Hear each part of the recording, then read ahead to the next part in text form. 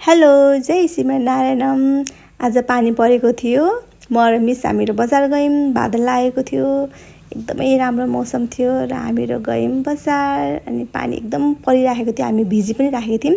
त्यसपछि हामी new road गयौँ। एकदमै राम्रो ब्युटिफुल ड्रेस पाइने ठाउँमा हामी एकछिन हेरेपछि फेरि फर्केर चस्मा पसलमा गयौँ। चस्मा 2-3 ठाउँमा हेरेर त्यसपछि लास्टमा यहाँ एकदमै मन परेर आएको र फाइनली हामीले चुज पनि गरिहाल्यौँ। हामीलाई कस्तो देखेको छ।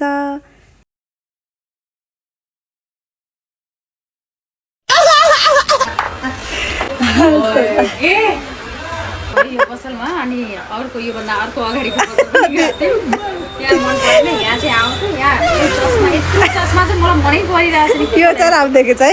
लास्ट देखो न गाइस फाइनली चस्मा हामीले चुज गरिसक्यौँ। अनि हामी गयौँ बेकरीमा। अनि त्यसपछि हामीले के अर्डर गर्ने भनेर फाइनली हामीले कफी अर्डर गऱ्यौँ। त्यसपछि नमकिनसँग खायौँ। अनि मिसलाई एकदमै लेट भइरहेको थियो, हामीले फटाफट इन्जोय गऱ्यौँ। पानी एकदमै परिरहेको थियो। त्यसपछि हामीले फोटो भिडियो पनि सुट गऱ्यौँ। कस्तो धर्के पानी पर्यो भिजेर म चुरा भए।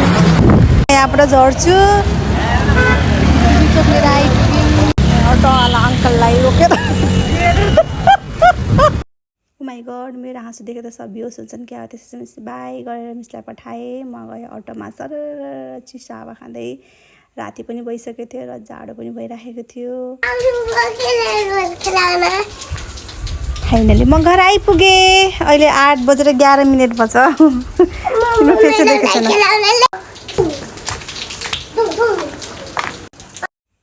म फाइनली आनन्दले बसेको छु। अनि बाबु मसँग खेल्न लाग्यो, चकचक गर्न लाग्यो। अहिले सधैँको त्यस्तै हो यो। आजको मात्र होइन, डेली यो मसँग चकचक नगरेसम्म निन्द्रै लाग्दैन।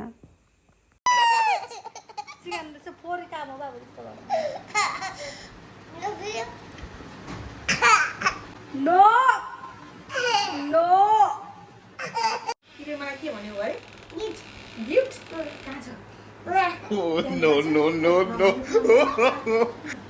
बर्थडेमा दिनलाई गिफ्ट लुकाएर राखेको बाबुले सबै भण्डाफोर गरिदियो। किन मात्रै भनेको मैले। अनि किन भनेको ठुलो स्वरले भनेको कहाँ पनि हाँसु। अब केही पनि नभन है। आधा भन्यो आधा नभन। आजको लागि यति नै। Good night.